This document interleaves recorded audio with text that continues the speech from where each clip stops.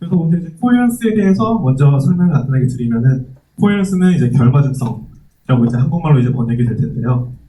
이제 어떠한 그 무리가 한쪽에서 한쪽으로 이동을 할 때 갈 수 있는 방법이 여러 가지가 있는데, 이렇게 군인들이 이동하는 것처럼 우화열을 맞춰서, 볼폭을 맞춰서 시선 처리, 팔 처리 모든 것을 일정하게 만들어서 통일시켜서 이동하는 방식이 있을 수도 있고, 또는 이제 이런 식으로 막무가내로 이동을 하는 방식이 있을 수도 있습니다.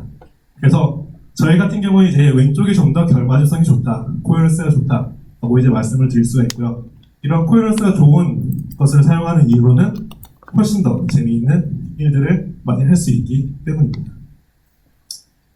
그래서 이제 이것을 이제 사람에서 이제 엑스레이 또는 이제 라이트로 이제 적용하다 보면은 코헤런트는 일종의 그냥 파장이 하나 있다라고 저희가 생각을 해볼 수 있습니다. 람다는 이제 에너지랑 관련이 있고요. 근데 이럴 때는 아무런 문제가 없지만, 만약에 파장이 하나가 더 들어온다라고 하면 이때부터는 저희가 과연 이 두 개의 라이트이 코헤런스한지를 고려를 해볼 수 있습니다. 만약에 파장이 정말 이 람다와 람다 프라임이 같은지, 만약에 같다면 이 두 개의 웨이브 프론트가 얼만큼 파이만큼 차이가 있는지, 만약에 조금의 차이가 있다면 그 시선에서 이렇게 샘플 방향에서 빔을 봤을 때 얼마만큼의 거리까지 이 페이즈가 그 일정하게 다가오는지, 이러한 현상들을 가지고서 우리가 이제 코헤런스를 이제 생각을 해볼 수가 있게 되는데요. 생각을 해보면 당연히 인코헤런트한 빔은 위와 같이 이제 굉장히 이제 노이즈하게 웨이브렉스도 다르고 웨이브프론트도 다른 이런 것을 이제 인코헤런트하다라고 저희가 직관적으로 생각을 할 수가 있고, 반면에 이제 코헤런트한 경우는 이제 결도 맞고 웨이브프론트 맞고 파장도 맞다, 이런 것을 이제 생각을 해볼 수가 있습니다. 그래서 이제 인코헤런트의 대표적인 비밀로는 이제 그 전구, 형광등 이런 것들을 이제 저희가 이제 인코헤런트하다라고 설명을 드릴 수가 있고, 제 손에 있는 레이저 이런 것들이 전부 다 이제 코헤런트한 빔이다라고 이제 직관적으로 알 수가 있습니다. 그래서 근데 이제 코헤런트를 이제 어떤 식으로 정의를 할 것이냐, 이제 사람들이 이제 두 가지의 방식을 이제 택하는데요. 먼저 이제 빔이 왼쪽에서 오른쪽으로 진행한다고 가정을 했을 때, 이제 빔의 진행 방향, 즉 롱지튜드널 방향 또는 시간, 템포럴 코헤런스, 그러니까 시간이 진행하면서 얼만큼의 웨이브가 코헤런스를 유지하는지에 대한 연구를 이제 하나로 이제 퀄리파이를 할 수 있고요, 퀀티파이를 할 수 있고요. 그리고 이제 만약에 시로 쪽에서 빔을 바라봤을 때,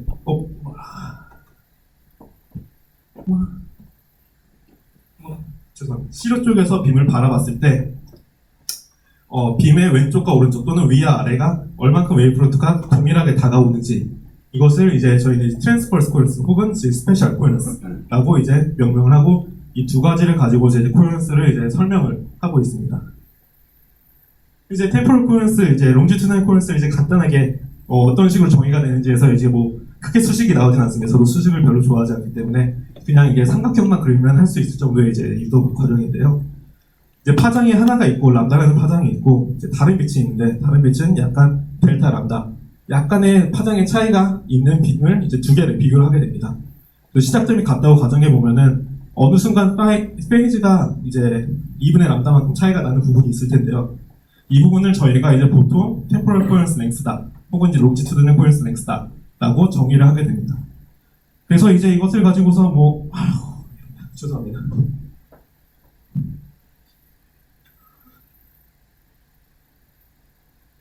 이걸로 하겠습니다. 그래서 이 수식을 그냥 간단하게 이제 살펴보게 되면은 n은 이제 몇 번 반복되냐, 그다음에 2분의 람다 블라블라 이제 계산해 보면은 이 델타 람다분의 람다 스퀘어, 그러니까 한마디로 이 빛의 파장이 밴드위스, 얼만큼 저희가 얇은 파장의 밴드위스를 가지고 있느냐, 혹은 이제 포톤 에너지를 이제 변경을 할 수 있으니까요. 포톤 에너지가 얼만큼 얇은 에너지 밴드위스를 가지고 있느냐에 따라서 얇으면 얇을수록 그 롱지튜드널 코헤런스 랭스가, 템포럴 코헤런스 랭스가 점점 더 길어지는 것을 이제 수식으로 이제 증명을 할 수가 있습니다.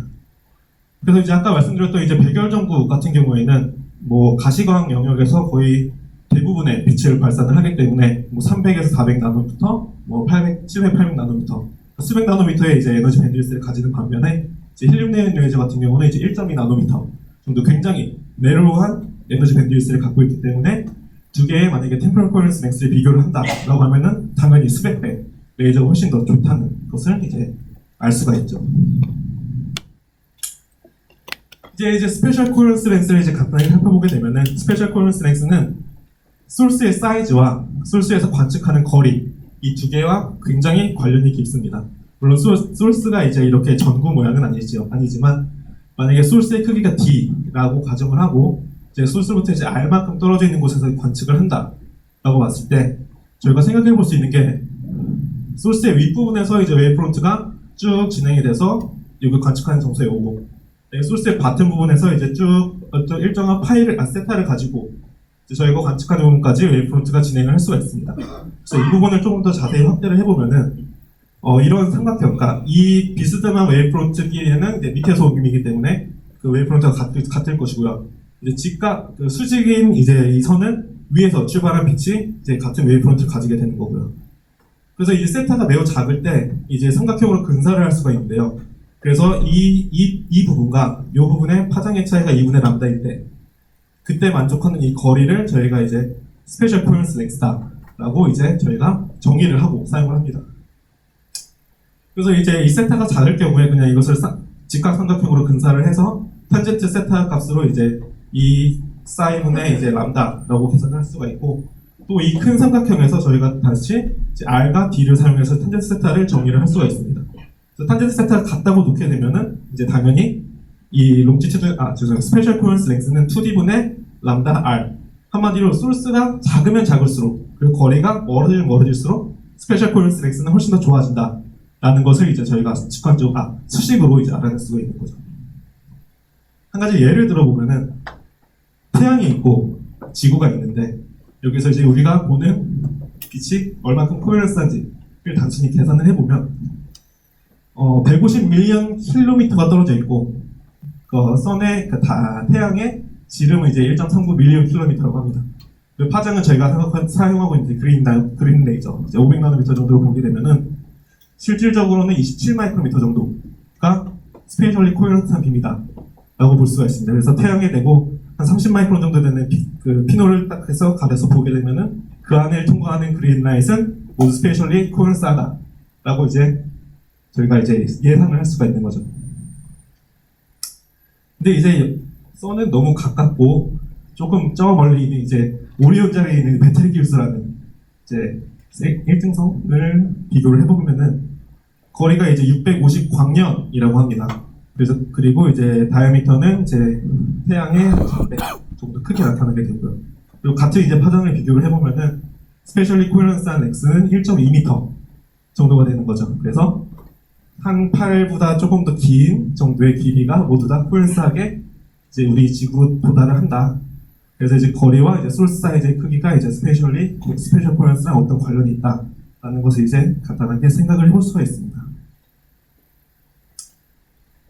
그래서 이제 이런 코어런스의 빔을 가지고서 이제 저희가 무엇을 할 수 있냐? 이제 당연히 가지고 있다면은 시료에 넣어보고 인텐시티를 봐야 되겠죠. 측정을 해야 되겠죠. 그래서 이제 앞서서 많은 분들이 설명을 해주셨습니다. 많은 분들이 설명을 해주셔가지고 그러니까 자세히는 설명을 하지 않을 텐데. 뭐 이제 파티클 하나가 이제 파티클들이 이제 여러 개가 이제 랜덤하게 이제 디스트리뷰션이 되어 있다고 생각을 했을 때 이제 각각의 파티클들 사이에 작용하는 인터랙션에 의해서 이제 스트럭처 팩터들도 계산될 수가 있는데 만약에 이때 들어가는 그 빔이 웨이브프론트가 잘 일정하게 코어런트한 빔이 들어간다라고 하게 되면은 각각의 포지션마다 그 유니크한 디스턴스 그리고 방향 큐 벡터를 정의를 할 수가 있고 이제 이것들이 실질적으로 이제 파워필드에서 디텍터에 들어가게 되면은 랜덤하게 인터페런스 패턴을 만들어낼 수가 있습니다. 근데 여기서는 저희가 들어가는 빛이 웨이브프론트가 잘 정의가 되어 있기 때문에 이 시스템이 가지고 있는 시스템의 이제 스페셜 디스트리뷰션이 여기 인터페런스 패턴에 모두 다 저장이 되는 거죠. 근데 만약에 빔이 이제 웨이브프론트가 이제 엉망이고 람다도 엉망이다 라고 하게 되면은 이 두 개가 이제 컨볼루션이 일어나기 때문에 실질적으로 여기 안에서 나오는 인터페런스 패턴을 구할 수가 없고 여기서 보여주는 홈 팩터나 이제 모델 기준도 좋아지면 거기서 나오는 이제 스트럭처 팩터링 큰 이제 구조적인 정보들만 이제 구할 수가 있겠죠. 그래서 이제 한 가지 시뮬레이션을 해보게 되면은 이제 오른쪽 같은 경우는 이제 인코런스 스캐터링 같은 경우에는 저희가 일반적으로 보는 이제 삭스 패턴 2D 이미지를 이제 보여줄 수 있을 것이고요. 만약에 진짜 코런트 스캐터링이다 라고 하게 되면 다음과 같이 스페클 모양이 보일 겁니다.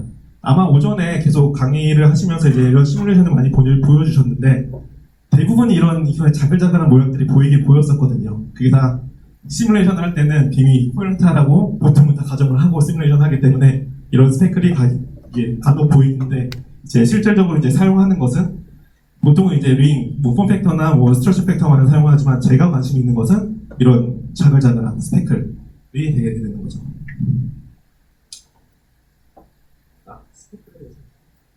어쨌든 그러면 이제 이런 코헤런트 빔을 이제 사용을 해서 이제 저희가 실험 측정을 해야 되는데 이제 어떠한 코헤런트 빔을 먼저 사용을 했느냐 이제 당연히 제 손에 있는 것처럼 옵티컬 레이저를 사용을 해서 어떠한 미디엄에서 이제 에너지를 주입을 하고 이 에너지를 가지고서 일정한 에너지 준위를 이제 익사이트 시켰다가 이제 에미션을 방출을 하면서 같은 파장을 만들어내고 그것을 이제 일정의 캐비티에 가져와서 웨이브프론트를 일정하게 만드는 이러한 광학 레이저를 많이 사용을 해서 이제 여러분들이 이제 뭐 고등학교 때나 뭐 대학교 때 많이 공부를 하셨던 뭐 영의 이중 슬릿 실험이라든지 뭐 실질적으로 지금도 이제 계속 사용을 하는 어떠한 샘플의 변이가 뭐 아니면 뭐 시스템의 변이를 굉장히 높은 프리시즌으로 측정을 할 때 많이 사용하는 이제 마이켈슨 인터페로미터 같은 것들을 이제 사용을 하게 되는데 이 모든 것들이 가능한 것은 당연히 웨이브프론트가 잘 정의가 되어 있고 레이저 그 파장이 단파장이기 때문에 가능하다라는 것이 이제 대부분 이제 설명하는 것입니다. 근데 이제 저희는 실질적으로 이제 레이저는 이제 꽤나 오래전에 나왔던 것들이고 이제 저희는 이 레이저 수백 나노미터의 파장보다 훨씬 짧은 아토믹 스케일까지 내려가고 싶기 때문에 이것을 이제 엑스레이로 확장을 시켜서 연구를 진행을 하려고 하고 있습니다.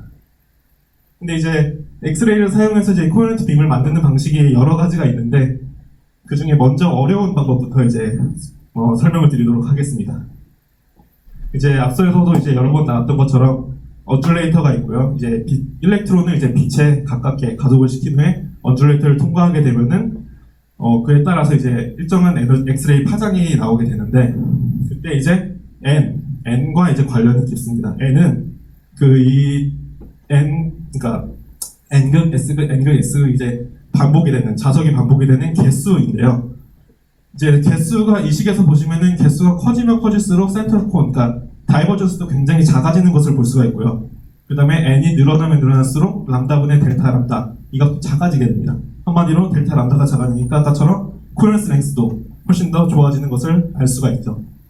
근데 이게 여기에서 만약에 n이 무진장 커지게 되면은 이제 Self Amplified Spontaneous Emission (SASE라는 이펙트가 일어나게 되는데요. 어떤 것이냐면은 일렉트론들이 이제 계속 진동을 합니다. 그 언듈레이터 안에서 진동을 하는데 진동을 하면서 그것들이 이제 엑스레이도 발생을 시키는데 그 발생된 엑스레이가 계속해서 언듈레이터에서 같이 일렉트론과 같이 진행을 하다 보니까 그 일렉트론들이 또 발생한 엑스레이랑 다시 인터랙션을 합니다. 그래가지고 처음에는 이제 진행 방향이 오른쪽으로 보시게 되면 이게 일렉트론 클라우드, 그러니까 번치, 일렉트론 뭉치 모양인데요. 이제 언듈레이터가 점점 언듈레이터 길이입니다. 길이가 점점 길어지면 길어질수록 일렉트론들이 스스로 이제 웨이브랭스에 스스로 이제 영향을 받기 때문에 이제 다음과 같이 마이크로 번칭 스페이싱, 그러니까 번치들이 서로 이제 그 번치 안에서 다시 마이크로 번칭 효과를 나타나게 되고 이 거리는 이제 자석의 주기와 관련이 있는 이제 이런 현상들이 일어나면서 실제적으로 여기서 이제 나오는 발산이 되는 엑스레이는 일반적인 이런 일렉트론 클라우드에서 나오는 것보다 훨씬 더 스페이셜리 웨이브프론트가 잘 정의가 되었다라는 것을 이제 활용을 해서 이런 실험들을 많이 합니다. 그래서 근데 실질적으로 이런 사스 이펙트를 만들기 위해서는 얼마큼 긴 언듈레이터가 필요하냐라고 이제 또 이래 말씀을 드리면은 왼쪽 아래는 일반적인 언듈레이터입니다. PLS2에는 제가 이거 1.4m 정도의 언듈레이터 길이를 가지고 있는데 똑같은 이제 엑스레이 필렉트론 레이저가 이제 엑스펠, 8엑스펠에 존재를 합니다. 거기서 제 언듈레이터 길이는 5m짜리 20개를 너는 이제 100m 정도에 되는 엄청난 언듈레이터를 넣어야지 이제 이런 마이크로 번칭 이펙트가 일어나서 이런 사스 이펙트를 만들 수가 있다. 한마디로 이렇게 해서 이제 코헤런트 빔을 만들게 되면은 굉장히 많은 노력도 필요하고 전문가도 필요하고 빈타임도 별로 많이 얻을 수가 없다. 그렇기 때문에 물론 지금도 활발하게 코헤런트 실험들을 많이 하고 있습니다. 하고 있는데 이제 조금 더 많은 기회가 아직 주어지지 못했다. 그래서 이제 그 다음에 이제 사람들이 이제 생각을 한 것이 그 다음은 아니죠. 사실은 이게 먼저입니다. 스토리지를 이용해서 먼저 코헤런트 빔을 어떤 식으로 만들지에 대해서 이제 먼저 이 다음에 말씀을 드릴 텐데요. 아까도 잠깐 힌트를 드렸던 것처럼 인코헤런트한 빔에서 스페셜리 코헤런트한 부분만 잘라내면은 그 사이를 통과하는 부분은 모두 다 스페셜리 코헤런트한 빔이다. 그리고 그 다음에 이제 웨이브렉스 필터를 사용하게 되면은 이제 저희가 원하는 스페셜리 또는 템포럴리 아니면 둘 다 되는 이제 빔을 사용을 할 수가 있습니다. 그래서 이제 이 그림만 보면 솔직히 저는 남을 잘 안 믿기 때문에 잘 헷갈려가지고 실제로 제가 이제 바닷가를 거닐면서 찍었던 사진인데 저 멀리 보시면 이제 큰 바다가 있고요. 이게 방파제입니다. 그래서 배가 이제 왔다 갔다 할 수 있는 일종의 슬릿 역할을 하는 거죠. 근데 보시면 아시겠지만 당연히 바깥에는 굉장히 많은 웨이브랭스들이 이렇게 인코헤런트하게 이렇게 찰랑찰랑 거리고 있는데요. 실제로 보시게 되면 이쪽 부분은 실제로 도달하는 부분은 웨이브프론트가 잘 디파인이 되어서 한 번에 잘 그 해변까지 천천히 도달을 할 수 있는 것을 실제로 이게 자연이 진짜 이렇구나라는 것을 이제 확인을 하였고요. 그래서 이제 이런 것을 기반으로 해가지고 이미 예전부터 스토리지링에서 스페크를 많이 찍고 있었습니다. 이거는 이제 AID, APS에서 이제 뭐 20년 전쯤에 이미 실험을 했던 건데 언듈레이터에서 아까 말씀하셨던 DCM 여기서는 에너지 필터입니다. DCM에서 에너지 밴드위스만큼 빔을 골라주기 때문에 거기에서 이제 템포럴 코헤런스 랭스를 이제 조절하고요. 네, 피놀을 통해서 샘플 바로 직전에서 스페셜리 코헤런트한 부분만 잘라내서 이제 시료에 인가하게 되면은 여기 스핀 덴시티 웨이브에서 발생이 되는 스핀 덴시티 웨이브 때문에 만들어지는 도메인에서 이제 스펙을 찍어내는 이제 이런 실험들을 이미 예전부터 많이 하고 있었죠. 그렇기 때문에 자 이제 코헤런스 얘기가 끝났고요. 그러면 이제부터는 이제 이 코헤런스 그리고 이런 코헤런스 때문에 만들어지는 스펙을 가지고서 이제 어떤 실험을 할 수 있는지에 대해서 이제 간단하게 설명을 드리도록 하겠습니다. 그래서 이제 엑스레이 포톤 코릴레이션 스펙트로스코피라는 내용인데요. 이제 이것은 혹시라도 레이저를 많이 사용하신 분께서는 이제 다이나믹 라이트 스캐터링이라는 장비를 아실 수도 있습니다. 그것과 기본적으로 이론은 완전히 완벽하게 똑같습니다. 그래서 이제 이런 랜덤하게 디스트리뷰션 되어 있는 코렌 시스템에 코헤런트한 빔을 넣게 되면은 아까도 계속 설명드렸던 것처럼 각각의 소스가 이제 그 소스 포인트가 되어서 각각의 파티클이 이제 소스 포인트가 되어서 이제 파필드 인터ference 패턴을 만들게 되는데요. 이제 약간 뭐 페이지 프로그램이나 이런 것들 때문에 이제 그 레시피컬 스페이스에서 리얼 스페이스로 바로 이제 리컨스트럭션 하는 것은 거의 불가능하지만 만약에 여기에서 이제 사용할 수 있는 테크닉은 이제 시스템이 시간에 따라서 움직인다 라고 하게 되면은 인터ference를 만족하는 조건이 계속해서 바뀔 겁니다. 그렇기 때문에 실제적으로 측정할 수 있는 스펙클 패턴도 계속해서 바뀝니다. 실질적으로 이제 스펙클 패턴에서 이제 리얼 스페이스로 이제 실질적으로 이제 리컨스트럭션은 거의 불가능하지만 이 스펙클 패턴이 얼마큼 빨리 바뀌냐는 이 파티클이 얼마큼 빨리 움직이느냐와 일맥상통하기 때문에 이제 이 스펙클 패턴으로부터 이제 다이나믹스를 이제 연구하는 실험들이 많이 되었고요. 일정한 Q, 일정한 픽셀 또는 이미지 부분의 이제 인텐시티를 이제 시간에 따라서 쭉 그려보게 되면은 보시면 그냥 랜덤하게 플럭츄에이션 하는 것처럼 보여질 수도 있습니다. 보여질 수도 있는데 이제 이것을 이제 인텐시티 코릴레이션 펑션으로 이제 뒷장에 좀 더 자세히 설명을 드리겠지만 이제 그것을 활용하게 되면은 저희가 이제 디케잉하는 이러한 비헤이비어를 구할 수가 있고 이 디케잉하는 펑션을 통해서 얼마큼 빨리 디케잉이 되냐를 통해서 이 시스템이 얼마큼 빨리 이제 디코릴레이션이 되냐 이제 이런 것들을 연구를 하면서 이런 소프트 매터에서 이제 구조가 완벽하지 않은 이제 뭐 리퀴드라든지 아모포스라든지 이런 시스템에서 디퓨전 현상을 비스코시티나 디퓨전 이런 현상을 측정할 수 있는 엑스레이로 할 수 있는 거의 유일한 방법이다 라는 것을 이제 말씀을 드리도록 하겠습니다. 뭐 이런 것을 이제 XPCS 실험을 이제 디자인하기 위해서 이제 여러 가지가 있는데 이것은 뭐 중요한 얘기가 아니니까 넘어가도록 하고요. 그래서 XPCS를 만약에 측정을 하고 이것을 분석을 할 때 어떻게 하느냐라고 보시게 되면은 보시면 이거는 일반적인 그냥 삭스 패턴입니다. 삭스 패턴인데 이거 시뮬레이션이기도 하고요. 뭐 단순히 이제 빔을 이제 코헤런트한 부분만 이제 잘라가지고 시료에 넣게 되면은 이제 다음과 같이 뭐 시료가 움직인다고 가정을 했을 때 패턴이 이게 죄송합니다. 그 스페이클이 이제 시간에 따라서 계속해서 움직이게 되는데요. 이 상태에서 시간적으로 에버리징을 택해가지고 만약에 RFQ, 뭐 애지먼트 인티그레이션 시킨다든지 하게 되면 이제 일반적인 삭스 패턴으로 이제 스트럭처 인포메이션을 구해낼 수가 있습니다.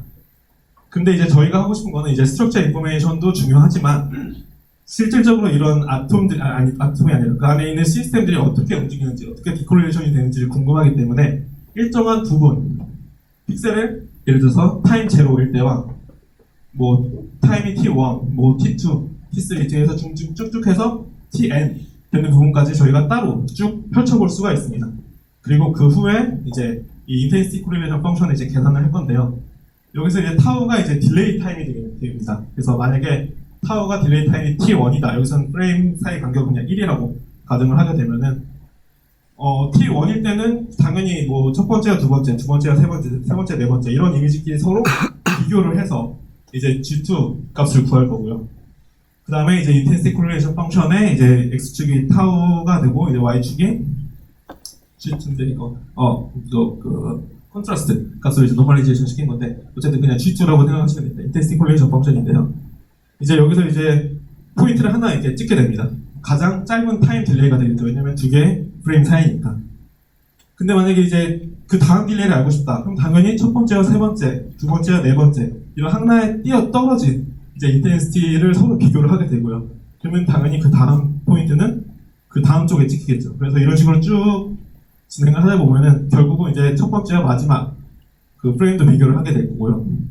시스템이 실험이 잘 됐다라고 하게 되면 이 다음과 같이 코릴레이션 펑션을 구할 수가 있게 됩니다. 보시면 아시겠지만 이제 딜레이가 낮은 쪽, 그러니까 짧은 쪽은 훨씬 비교할 수 있는 그 페어들이 많습니다. 그렇기 때문에 스태티스티컬리 에러가 굉장히 작고요. 하지만 딜레이가 점점 길어지면 길어질수록 비교할 수 있는 이제 페어 쌍이 줄어들기 때문에 이제 다음과 같이 스태티스티컬리 에러가 점점 커지는 이런 현상이 이제 보신 일반적인 이제 G2 펑션 XPCS 데이터라고 볼 수 있습니다. 그 다음에 이제 좀 더 해볼 수 있는 것들은 Q를 뭐 작은 쪽부터 바깥쪽, 큰 쪽으로 점점 저희가 이제 리즈너블 인터레스트를 바꿔가면서 이제 점점 다시 XPCS를 계산해보게 되면은 다음과 같은 모양으로 보여지게 됩니다. 같은 시로에서 이제 프레임별로 이렇게 쭉 찍은 다음에 각각의 Q별로 계산을 해보게 되면은 당연히 로우 Q는 저희가 아까도 말씀드렸지만 라지 랭스 스케일을 보기 때문에 훨씬 디코릴레이션 타임이 느리게 됩니다. 하지만 Q가 점점 높아지면 높아질수록 그 조금만 오더링이 깨지더라도 움직이더라도 그 스페클의 움직임이 훨씬 더 크게 나타나기 때문에 이제 디코릴레이션 타임이 점점 빨라지게 되고요. 그래서 이것을 이제 일반적인 뭐 브라우니안 모션이다라고 가정을 하게 되면은 이제 익스포넨셜 모델로 이제 피팅을 할 수가 있고요. 여기서 이제 감마 팩터, 이제 디케이 팩터라고 하게 되는데 이제 디케이 팩터를 사용해서 이제 브라우니안 모션에 대한 이제 모델링을 설명하게 되면은 다음과 같이 DQ 스케일에 이제 비례한 모습을 구할 수가 있고 이걸로부터 이제 디퓨전 코에피션트를 구할 수가 있습니다. 근데 이제 디퓨전 코에피션트 같은 경우는 이제 거기에 들어가는 제가 식을 사용을 하지 않았는데 거기 이제 비스코시티도 들어가고요, 템퍼러처도 들어가고요, 파티클 레디우스도 들어갑니다. 그래서 그런 것을 사용을 해서 이것은 일종의 그냥 예시입니다. 그래서 만약에 슬리프 나노 파티클을 한 50나노미터짜리를 이제 물에다가 디스퍼션 시키게 되면 디퓨전 콘스탄트가 다음과 같이 나오는데 그런 디퓨전 콘스탄트를 가지는 XPCS를 데이터는 다음과 같이 예측을 할 수가 있고 여기서 재밌는 점은 이러한 데이터를 얻기 위해서는 200kHz가 되는 디텍터를 그러니까 한 장당 5마이크로세컨의 익스포셜 타임을 가지는 이미지를 10,000장을 받아내야지 다음과 같은 데이터를 얻어낼 수가 있습니다. 그래서 이거는 실질적으로 하는 딥라인들도 많이 있고요. 뭐 아예 안 된다고는 말은 할 수 없지만 어쨌든 이런 실험들을 하기 위해서는 굉장히 많은 노력과 그리고 특히 이제 빅데이터를 다룰 수 있는 능력이 있으면 훨씬 더 접근하기 쉽다라는 것을 이제 말씀을 드리려고 합니다. 그래서 이제 XPCS를 이제 또 계산하는 이제 두 번째 방법인데요. 이건 투타임 콜리전 펑션이라고 하는 건데 또 똑같습니다. 앞에 보였던 이제 인텐스 콜레이션 펑션과 똑같은데 아까는 이제 T1을 고정시키고 이제 두 번째 딜레이만 바꿨던 건데 이거는 이제 T1과 T2를 둘 다 변수로 두어서 같은 계산값인데 여기에서 무엇이 이점이 있느냐? X축은 T1, Y축을 T2로 해서 이제 일종의 이미지, 2D 이미지를 그릴 수가 있습니다. 그래서 코릴레이션이 당연히 T1과 T2일 때 가장 높은 코릴레이션을 보여줄 거기 때문에 당연히 다이고널한 텀이 제일 높은 값을 보여주게 되는데요. 그리고 이제 T1과 T2 이제 서로의 차이가 여기서 딜레이가 되고 그 말인즉슨 이 다이고널 텀에서 점점 조금 벗어났을 때의 값은 이제 딜레이가 짧은 부분, 많이 벗어났을 때 되면 이제 딜레이가 긴 부분에 대한 인포메이션을 가지게 됩니다. 그래서 이것에 대한 가장 큰 이점이 무엇이냐라고 하면은 저희가 측정할 때 만약에 시료가 어떠한 연유에서든 이제 뭐 페이스 트랜지션이라든지 뭐 어그리게이션이라든지 뭐 에이징이라든지 이런 것 때문에 이제 변화를 할 때 모습을 이제 인투이티브하게 바로 구해낼 수가 있다는 것이죠. 이것은 실제 실험 데이터인데요. 이것도 역시 이제 콜로이드 나노 파티클을 우리가 디스플레이 시켜서 엑스레이 이제 좀 높은 플럭스로 이제 넣었을 때 측정함과 동시에 이제 심플 다이나믹스가 점점 빨라지는 것을 볼 수 있습니다. 그러니까 미스가 넓다는 소리는 딜레이를 조금만 바꿨는데도 디케이가 덜 된다는 뜻이니까 다이나믹이 느리다는 뜻이고요. 얇다는 거는 조금만 딜레이를 바꿔도 빨리 디케이가 된다는 것이니까 시스템이 점점 빨라진다라는 것을 의미하게 됩니다. 그래서 위스가 점점 얇아진다라는 것은 실험을 하면 할수록 하는 동안에 시스템이 점점 더 가속화된다. 다이나믹스가 이제 이러한 정보를 이제 인투이티브하게 알아낼 수가 있고요. 이제 이것을 이제 G2 펑션을 이제 통해서 이제 알아보게 되면은 이제 투타입 콜레이션에서 G2 펑션을 이제 바꿀 수가 있는데요. 이제 T1을 이제 0부터 그러니까 0부터 쭉 끝까지 계산해 보면은 맨 오른쪽에 이제 파란색과 같이 약간 제일 느린 디케잉 기회로 보이지만 이제 뭐 100번째 또는 200번째, 300번째로 계산해 보면은 점점 빨라지는 그러니까 시스템이 가면 갈수록 측정이 되면 빨라진다라는 것을 이제 말씀을 드릴 수가 있습니다. 근데 이거는 이제부터 제가 이제 XPCS를 이제 사용을 했던 실험들의 이제 예제를 이제 어떤 사람들이 이제 이런 실험들을 하고 있는지에 대해서 이제 그다음부터 설명을 드릴 텐데 이거는 이제 다음에 보여드릴 내용에 이제 제가 크로스체크를 하면서 이제 실험을 했던 내용들입니다.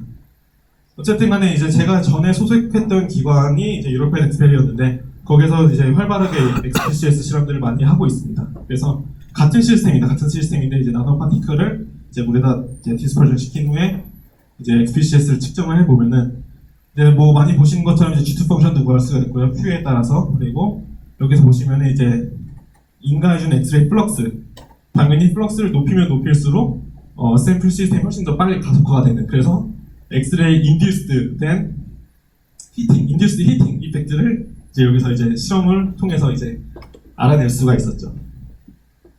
이런 시스템 그리고 또 이제 투타입 콜레이션 펑션 아까 설명드렸던 것처럼 이제 다음과 같이 이제 점점 가속이 되는 이런 현상들도 이제 측정할 수가 있습니다. 그리고 이제 또 다른 예로는 이제 이것도 한 10몇 년 전에 이제 APS에서 했던 건데 이제 메탈릭 글라스 시스템입니다. 그래서 메탈릭 글라스 시스템을 실질적으로 이제 밴딩, 이제 스트레스를 주어가면서 이제 XPCS를 측정을 했던 데이터인데요. 솔직히 여기에서 이제 샘플을 이제 데이터를 이제 로딩, 이제 언로딩, 스트레스를 로딩과 언로딩을 하면서 이제 투타입 콜레이션 펑션을 구했는데 굉장히 화려합니다, 사실. 그래서 솔직히 이거를 어떻게 해석을 해야 될지 잘 모르겠지만 이분들은 이제 시뮬레이션을 통해서 잘 해석을 해서 이제 뭐 그 안에 있는 메탈릭 글래스 안에 있는 도메인들의 이제 에이징 타임이라든지 뭐 아니면 이제 뭐 어그레게이션 이런 것들을 현상을 설명을 하면서 이제 이런 투타입 콜레이션 펑션 XPCS를 활용을 하기도 하고요. 그리고 이제 이거 같은 경우에는 이제 제가 거기에 있었을 때 제가 실험을 하고 그 다음에 이제 복도 지나가다가 이제 어떤 학생이 이제 그 마트에 가서 계란을 사와서 그 안에 있는 계란 노른자에서 이제 주사기로 노른자를 뽑고 있더라고요. 그래서 전체적인 내용은 이제 링컴 스테이지라는 이제 히팅을 에너지 템퍼러처를 바꿀 수 있는 시스템에다가 이제 계란 노른자 요크를 넣어가지고 그거에 따라서 이제 로우 덴시티 리퀴드랑 이제 하이 덴시티 리퀴드 그러니까 XPCS를 측정을 한 겁니다. 보시면 아시겠지만 뭐 삭스 데이터도 당연히 타임 리저브드 삭스 실험처럼 뭐 템퍼러처를 바꿔가면서 H 실험처럼 점점 바꿔가는 것을 확인할 수가 있고요. 그와 동시에 XPCS를 측정을 했기 때문에 다음과 같이 이제 G2 펑션을 가지고서 이제 로우 덴시티 리퀴드라든지 이런 페이즈 세퍼레이션 이런 현상들도 XPCS를 통해서 이제 연구를 많이 하고 있다라는 것을 이제 말씀을 드리기 위해서 이 예시를 가져왔고요. 그리고 이제 여기에서 이제 콜로이달 파티클들을 많이 연구를 하게 되는데요. 이제 그 이유 중에 하나는 이제 콜로이달 파티클들을 사용을 해서 약물을 이제 딜리버리 하는 것이 거의 최종 목표를 가지고서 이제 실험들을 많이 하고 있습니다. 그래서 이제 코팅이 되어 있지 않은 상황에서 저희가 원하는 이제 장기나 아니면 세포막을 뚫을 수가 없기 때문에 이제 이런 것들을 잘 활용을 해가지고 이제 어떤 곳으로 한쪽에서 다른 쪽 디퓨전을 빨리 시키고 그 다음에 이제 이 슬라이드를 보시게 되면은 골드 나노 파티클을 이제 사실 이 부분에서 제가 완벽한 전문가가 아닙니다. 그래서 제가 논문을 읽고 이해하는 많이 설명을 드리면은 이제 골드 나노 파티클에 이제 리간을 이제 코팅을 하게 되면은 이제 코팅을 한 결과에 따라서 pH라든지 템퍼러처라든지 이런 것에 따라서 이제 그 리간드의 길이가 조절이 될 텐데요. 이제 리간드의 길이가 커지게 되면은 이제 코어 시스템은 이제 같기 때문에 그냥 일반 삭스를 찍어봤자 이제 똑같이 폼 팩터는 거의 비슷하게 나올 겁니다. 근데 하이드로다이나믹 레디우스, 즉 한마디로 XPCS를 측정하게 되면은 실질적으로 얘가 물에서 어떤 식으로 디퓨전을 해가는지 디퓨전에 따라서 레디우스에 따라서 디퓨전이 바뀌게 되니까 하이드로다이나믹 레디우스를 이제 구할 수가 있습니다. 그래서 그것을 통해서 이제 리간드의 길이가 어떤 식으로 변화를 하는지 이것이 템퍼러처라든지 아니면 pH 이런 것을 통해서 이제 연구들을 많이 하고 있습니다. 그래서 이 실험이 재밌는 건 뭐냐면은 같은 시스템인데 위쪽에서 이제 일반적인 물에다가 디스퍼전을 시켜가지고 이제 했던 실험이고요. 이거는 이제 밑에는 이제 휴먼 블러드, 실제 피에 넣어서 이제 XPCS를 측정한 실험이라고 합니다. 읽어보면은 많은 부분을 아직 설명을 하지는 못하고 있습니다. 왜냐면 너무나도 복잡한 시스템이기 때문에. 근데 이러한 시도들을 꾸준히 쭉 하고 있다. 이런 곳에 이제 XPCS가 많이 사용이 되고 있다라는 것을 말씀을 드릴 수가 있고요. 또한 이제 펀더멘탈 사이언스 쪽으로 들어가게 되면은 아시겠지만 물 같은 경우에는 굉장히 다양한 페이지를 가지고 있습니다. 그래서 이 실험 같은 경우에는 이제 왁스 리즘에서 로우 덴시티 아모포스 또는 하이 덴시티 아모포스의 워터를 이제 만들어서 템퍼러처를 바꿔가면서 이제 실험했을 때 투세타에서 브레이크 픽이 움직이는 것을 확인을 해왔고 그때 이제 삭스에서 역시 동시에 XPCS를 측정을 하면서 그들이 가지고 있는 모플레지가 어떤 식의 디퓨전을 가지고 있는지 이제 이것을 가지고서 그 뉴클레이션 프로세스를 설명을 하려는 이런 시도들이 계속해서 이루어지고 있습니다. 그래서 이제 보시면 아시겠지만은 삭스랑 왁스 이제 서로 밀접한 관계가 있기 때문에 이런 실험들도 많이 하고 있고 그 스트럭처럴 인포메이션 뿐만이 아니라 이제 다이나믹한 인포메이션 즉 그 XPCS를 통해서 이제 여러 가지 디퓨전 현상들을 보는데 많은 노력들을 하고 있습니다. 그리고 이거는 제가 이제 제 전 소속 기관에 있을 때 제가 좋은 논문은 아니지만 꽤나 재밌게 했던 실험이라서 소개를 하나 드리려고 하는데요. 이거는 이제 레비테이션 디바이스라고 이제 어쿠스틱 프레셔를 사용을 해가지고 실제 리퀴드 샘플 이거는 가로가 한 2mm 정도 됩니다. 이제 2mm 정도 이제 시료를 이제 공중에 띄울 수가 있습니다. 왜 띄우느냐? 이제 시료를 만약에 컨테이너 캐필러리라든지 아니면 이런 식의 일종의 컨테이너에다가 넣게 되면은 이 시스템이 이제 슈퍼 세츄레이트 되거나 아니면은 슈퍼 쿨드가 됐을 때 이제 메타스테이블 스테이트에 들어갔을 때 뉴클레이션 프로세스가 훨씬 더 빨리 일어나게 됩니다. 왜냐하면 벽에서부터 오는 것이 이제 뉴클레이션 사이트에 이제 이펙트가 되기 때문에 헤테로지니스 뉴클레이션 현상이 일어나기 때문에 훨씬 더 빨리 뉴클레이션 프로세스가 일어나게 되고 그렇게 그 말인즉슨 그 메타스테이블 스테이트를 좀 더 오랫동안 유지할 수가 없습니다. 그래서 이렇게 샘플을 공중에 띄우게 되면은 컨테이너로부터 역할이 줄어들기 때문에 훨씬 더 깊은 메타스테이블 스테이트를 들어갈 수가 있고 그렇게 되면 훨씬 더 다양한 실험들을 이 중에서 해볼 수 있다라는 것이 이제 기본 아이디어로 이제 실험을 진행을 했고요. 이거 같은 경우는 일종의 그 프루프 오브 프린시플 익스페리먼트이기 때문에 그 물에다가 이제 콜로이드 나노 파티클을 넣어서 이제 띄워서 이제 XPCS를 측정을 하였습니다. 그래서 보시면은 왼쪽 아래는 이제 실제적으로 이 이미지로부터 이제 볼륨을 계산을 했습니다. 그래서 공중에서 계속해서 이제 공중으로 이제 물이 계속해서 이베포레이션이 되기 때문에 실제적으로 볼륨이 계속해서 쭉 줄어들 것이고요. 그와 동시에 삭스 패턴을 이렇게 찍어보게 되면은 다음과 같이 쭉 잘 변화하는 것 같진 않습니다. 근데 이제 쭉 계속 같이 찍어냈고요.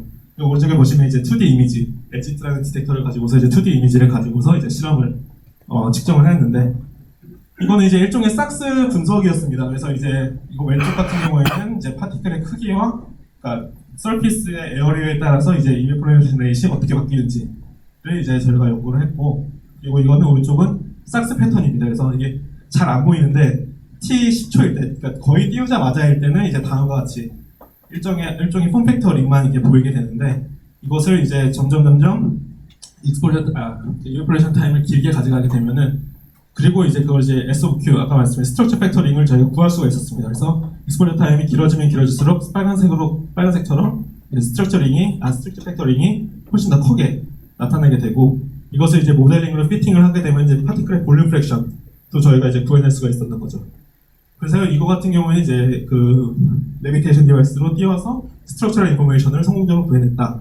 이거는 근데 뭐 크게 뭐 흥미로운 사실은 아니고 누구나 할 수 있다 성공했고요.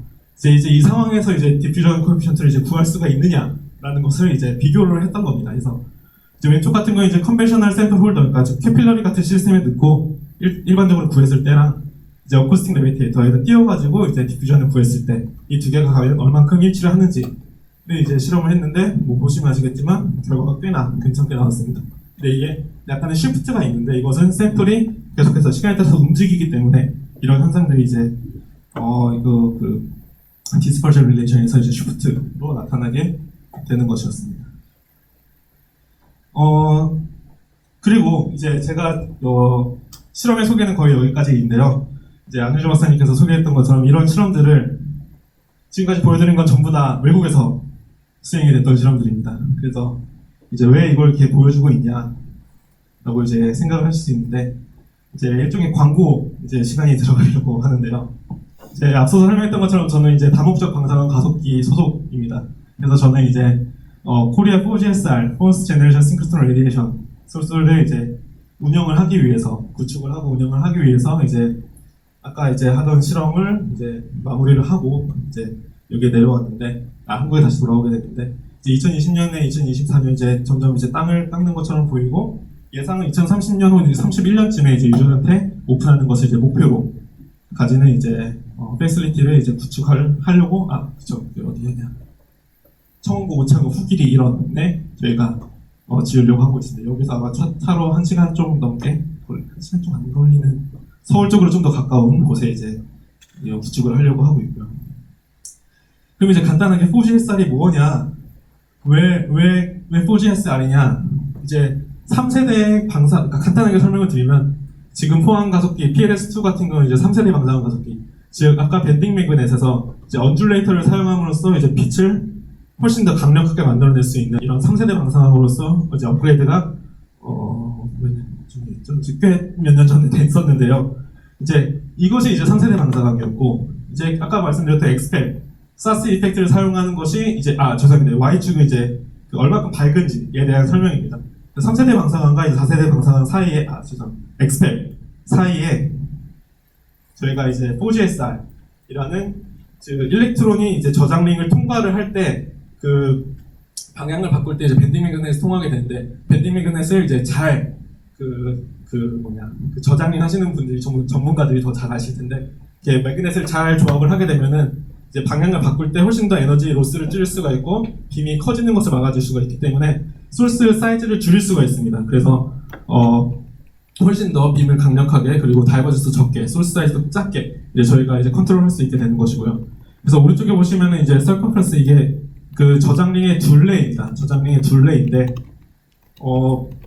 그 Y축은 이제 에미턴스, 그러니까 소스의 사이즈와 소스의 다이버전스의 곱한 값입니다. 그러니까 한마디로 이게 작으면 작을수록 훨씬 더 작고 훨씬 더 직진성이 좋은 빔을 만들 수 있다라는 것을 이제 것으로 이해하시면 되고요.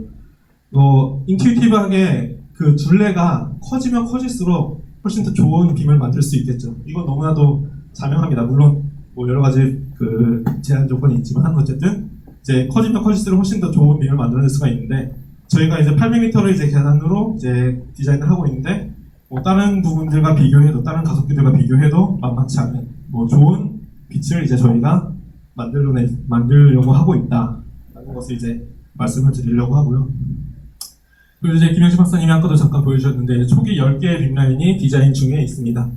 그래서 조금 아까 놀랐던 게 삭스 빅라인이 하나밖에 없다고 말씀하셨는데 사실은 이제 초기 앞에 3개 빅라인은 이제 산업체 우선 빅라인, 지원 빅라인이 되고 나머지 7개 빅라인이 이제 그 아카데믹한 이제 R&D를 위해서 이제 우선을 지원하는 빅라인이 되는데 여러 가지 목적을 가지는 빅라인들이 있습니다. 뭐 테크닉도 다양하고요. 에너지 렌스도 매우 다양하고. 근데 이제 제가 이제 여기에서 와서 이제 빅라인을 디자인에 참여를 하고 구축하려고 노력하는 빅라인 중에 하나가 이름이 코삭스 빅라인입니다. 이제 코헤런트 삭스의 줄임말이고요. 그래서 이제 뭐 웨이브, 파장 이제 커버하는 이제 포톤 에너지나 뭐 에너지 레졸루션 뭐 이런 것들이 정보가 이렇게 적혀 있는데 삭스 빅라인이 꽤나 신기한 거라고 말씀을 드릴 수가 있는 게 초기 10개의 빅라인이 중에 이제 이름에 이제 삭스 빅라인이 같은 테크닉이 들어가는 빅라인이 거의 하나밖에 없습니다. 다 하나씩 있는데 여기에는 이제 삭스 빅라인과 바이오 삭스 빅라인, 코삭스 빅라인과 바이오 삭스 빅라인 두 개가 이제 워낙 삭스가 잘 유명하고 이제 잘 많은 분들이 이제 찾아주시기 때문에 이제 이런 빅라인 두 개를 만들어서 이제 운영을 이제 포항가속회와 같이 이제 더 많은 유저들에게 더 좋은 빔을 제공하는 것을 목적으로 이제 가지고 있습니다. 그리고 뭐 참고로 말씀드리면 코삭스니까 코헤런트 삭스 빅라인인데 여기서 코 XRD 빅라인 이제 코헤런트 역시 여기는 코헤런트 디프렉션 빅라인입니다. 그래서 뭐 이미징이라든지 이런 쪽의 실험도 같이 진행을 할 수가 있고요. 그다음에 이제 나노 프로 빅라인 여기서도 이제 타이포그래피라든지 코헤런트를 사용하는 이제 다양한 테크닉들을 가지고서 실험을 할 수가 있습니다. 그래서 이제 4세대 방사광으로 업그레이드 되면서 코헤런스가 많이 중요했고 이제 그것을 활용하는 빅라인들이 이제 한국에도 생기고 있다. 그래서 이제 저의 목표는 이건 지금 빅라인 이제 김영식 박사님 보여준 거랑 비슷하게 빅라인 디자인을 계속 쭉 하고 있는데요. 그래서 빅라인 총 길이는 한 71m 정도 될 거고요. 그리고 이제 뭐 메인 테크닉은 삭스, 뭐 트랜스미션 삭스, 그레진 인스턴스 삭스, 삭스가 잘렸네. 그레진 GI 삭스 이제 앞에서 설명해 주신 부분들을 이제 계속해서 커버도 할 거고 그래서 이제 더해서 이제 XPCS 테크닉을 적용을 해서 다이나믹스를 같이 연구를 하는 것을 목적으로 가지고 있습니다. 그리고 이제 샘플 투 디스턴스는 이제 지금은 8m 정도로 계산하고 있는데 좀 더 늘리는 것도 이제 생각을 하고 있고요. 샘플 인바이먼트 같은 경우는 이제 글라스 캐필러리 이제 일반적인 트랜스미션 이제 실험을 지원을 할 거고 이제 타이밍 오브 삭스 그러니까 뭐 아까부터 인컴 스테이지나 이런 것들을 차근차근히 이제 도입을 해서 템퍼러처도 바꿔가면서 인시튜 실험을 지원을 할 거고 또 마이크로 플루이딕스나 아까 보여드렸던 어쿠스틱 레비테이터 또 이제 도입을 해서 이제 이런 식으로 실험을 진행하고 뭐 파우더 샘플 또 기타 등등 뭐 GI 삭스 이런 것들을 이제 할 수 있을 만한 이제 시스템을 이제 만들려고 노력을 하고 있습니다. 그래서 이제 마지막 슬라이드인데요. 그래서 이제 제목으로 다시 돌아가면 Coherence 삭스 and XPCS for Soft Matter Dynamics에서 Coherence는 Coherent Temporal Spatial Coherence 그 다음에 Coherence X-ray를 어떻게 만드는지에 대해서 간략하게 설명을 드렸고 XPCS라는 테크닉을 통해서 이제 Intensity Correlation 펑션과 또는 Two-Time Correlation 펑션을 활용을 해서 어떤 식으로 데이터를 분석을 할 수 있는지에 대해서 이제 간단히 설명을 드렸고 이제 다이나믹스 여러 가지 해외 방사광에서 시도되고 있는 다이나믹스를 측정하는 방식들, 뭐 예시들 이런 것들을 몇 가지를 보여드렸습니다. 그리고 이제 마지막으로 이제 4세대 방사광 4GSR이 이제 곧 30년, 5년, 6년 후에 이제 여러분들께 오픈이 될 텐데 그때 이제 같이 이런 저에게는 재미있는데 이제 이러한 이제 흥미로운 실험들을 같이 해보고 싶으신 분들은 이제 언제든지 저에게 연락을 주시면은 그 전에더라도 이제 해외 방사광으로 이제 프로필을 써서 나가면 되니까 이제 그런 시스템을 잘 구축하는 것이 이제 가장 큰 목표로 이제 생각을 하고 있습니다. 그래서 제가 오늘 말씀드릴 내용은 여기까지이고요. 경청해 주셔서 감사합니다. 네, 질문 있으신